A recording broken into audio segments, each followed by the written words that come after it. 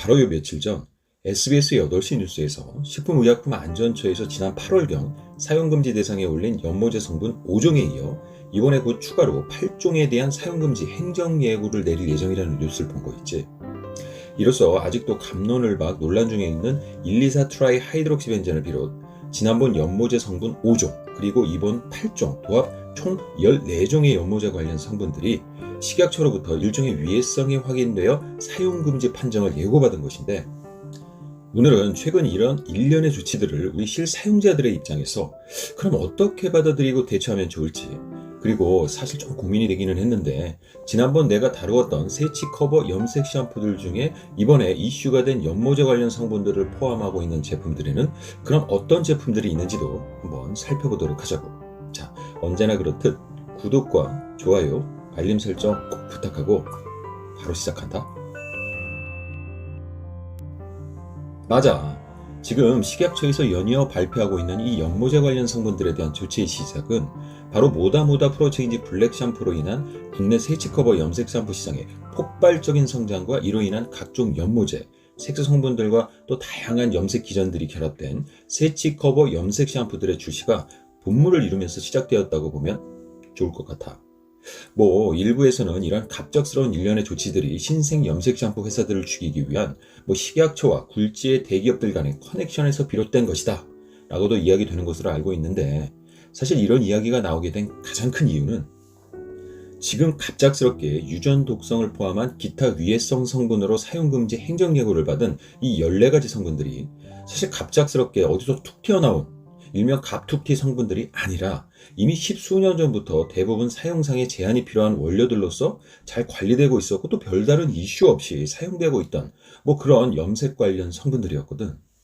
그런데 공교롭게도 이 성분들에 대한 이슈가 모다모다처럼 해성과 같이 등장한 신생 기업이 그간 대기업들 위주로 편정되어 있던 염색 시장을, 그것도 기존의 염색 성분들을 깡그리 부정해버리는 방식으로 시장의 판도를 확 뒤집어 놓은 바로 그 시점에 식약처가 이 위해성 문제를 들고 나오니까 까마귀 날자 배 떨어진 모양새가 돼버리고 만 거지. 사실 우리나라의 화장품법을 보면 화장품에 사용되는 성분들에 대한 위해 평가가 필요한 경우가 잘 규정되어 있는데, 내가 보기에 처음 1,2,4 트라이 하이드록시벤젠은 마침 이후에 이 성분에 대한 사용금지 조치 이슈와 맞물려서 화장품의 안전 이슈 성분의 위해성을 확인할 경우라는 지침에 따라 식약처가 움직였던 것으로 보이고, 이후 지금 발표되어 나오는 연모제 관련 성분 13종에 대한 조치들은 인체 위해의 유의한 증거가 없음을 검증할 경우, 즉 그동안 별 문제 없이 사용되어 오고는 있었지만 이 성분들에 대한 사용이, 그리고 이러한 연모제 성분들을 포함한 세치커버 염색 샴푸 시장이 폭발적으로 커짐에 따라서 혹시 모를 만약을 대비하기 위해 다시금 재점검한다는 차원에서 이루어진 조치라고 생각이 되기는 하는데, anyway, 이유에 어찌되었던 간에 앞서 말한 그런 드라마에서나 나올 법한 어떤 음모론이나, 그리고 그럼 그 문제가 되는 성분들을 지금까지 비록 사용 농도 제한을 걸어두었다고는 하지만 사용하게 허락해 두었다는 것이냐 라고 하는 비난에서 식약처 스스로가 완전히 자유로울 수는 없을 것 같아 보여. 그럼 다시 성분 이슈로 넘어가서 이번에 사용금지가 예고된 성분 13가지를 살펴보면 이들 모두 우리나라 화장품 안전기준 등에 관한 규정 내에 사용상의 제한이 필요한 원료 규정 안에서 이미 관리를 받고 있던 성분들로, 이 리스트 안에는 이 성분들을 포함 약 50여 종이나 되는 연모제 성분들이 들어가 있거든. 그 중에는 우리가 아주 잘 알고 또 두피 자극과 알러지 반응으로도 악명이 높은 피페닐렌 디아민은 물론이고, 이에 대한 대체 성분으로 자주 사용되어지는 황산톨루엔 이오디아민, 그리고 발색을 좀 더 원활하게 해주는 성분인 레조시놀 같은 커플러 성분들도 들어가 있는데, 이번에 바로 이러한 성분들 중 13가지가 일바따로 걸렸다고 보면 되는 거야. 그럼 나머지 성분들은 문제가 없는 것이냐? 사실 이미 문제가 된 13종의 성분들과 그리고 아직 사용금지되지는 않았지만 이 사용 제한 리스트에 나와 있는 나머지 성분들을 면면히 살펴보면 이게 정말 문제가 되지 않을까 싶기는 하는데, 예를 들어 5아미노페놀이 유전 독성 이슈가 있어 사용금지 예정이라고 했는데, 그럼 피아미노페놀은 과연 문제가 없는 것인지, 그리고 염산 M페닐렌 디아민도 이번에 역시 유전 독성 이슈로 사용금지 예정이라고 말이 나오던데, 그럼 염산 피페닐렌 디아민은 문제가 없는 것인지,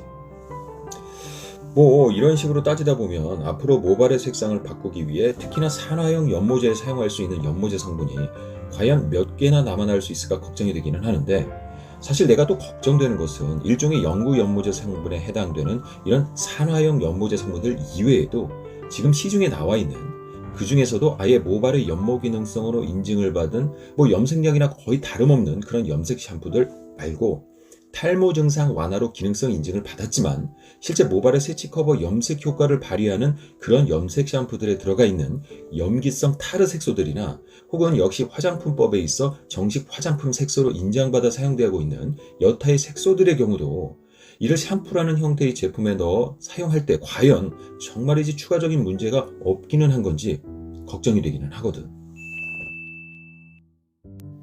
사실 내가 이렇게 말하는 데는 다 이유가 있는데, 이게 불행인지 다행인지는 몰라도 적어도 내가 지난번 다루었던 혹은 나름 시중에서 많이 이야기가 되어진다고 하는 세치 커버 염색 샴푸들의 경우 이번에 이슈가 된 총 14종의 그 사용금지 예고 성분들을 포함하고 있는 제품들은 실제로 12개 제품들 중 딱 6개 제품들에 지나지 않아.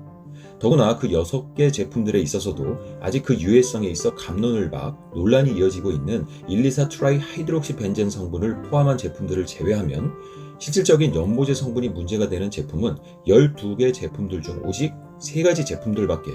해당되지 않는데, 그것도 이미 나는 염색량이나 다름없어 라고 간접적으로 표방하는, 즉 모발 연모 기능성 인증 제품군에서만, 그것도 다 그런 것이 아니고 3개 제품들에서만 문제가 되고 있고, 나머지 제품들은 이 성분들을 포함하고 있지 않더라고. 자, 이 표는 내가 각 책임 판매 업체들이 자신들의 제품을 출시하면서 기재한 전성분표에서 특히나 세치 커버 염색 관련 주요 성분들을 따로 정리해둔 표인데, 보면 내가 다루었던 총 12개 제품들 중 어떤 제품들이 좀 문제가 되고 있는지 알 수 있겠지.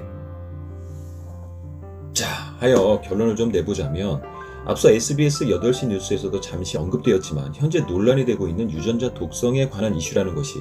사실 정말 이 성분들이 이렇게 사람의 유전자의 손상이나 돌연변이를 일으켜서 암이나 알츠하이머 같은 병을 실제 일으킨 사례가 다수 발견되었다라고 해서 문제시하는 것이 아니라,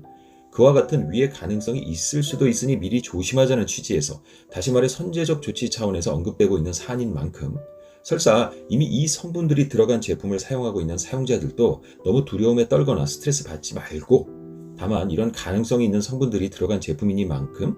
매일 사용하는 샴푸로서 사용하기보다는 그동안 우리가 사용해 오던 염색약보다는 조금은 마일드한 연색 기능이 있는 제품으로 생각하고 앞으로 필요시마다 선별적으로 사용한다는 생각으로 이를 대하면 좋을 것 같고, 또 이와 같은 상황 속에서 이 성분들을 사용하여 제품을 출시한 업체들이 지금 마치 불량식품을 몰래 유통하다 걸린 업자들처럼 된소리를 맡고 있는 것 같기는 한데, 사실 좀 억울한 부분도 있어 보이는 것이, 이 제조자들 경우 그동안 식약처에서 집어넣어도 된다고 하던 성분들을 가지고 제품을 만든 죄밖에 없거든. 어떻게 보면 식약처에서 뒤통수 맞고 사용자들에게 싸다구까지 맞고 있는 격인데, 식약처에서 소비자의 안전을 내세워 냅다 위해 판정을 내려서 제품 생산 금지나 판매 금지 조치만 내릴 것이 아니라 이들에 대한 어느 정도의 구제책도 생각해 주었으면 하는 바람이고,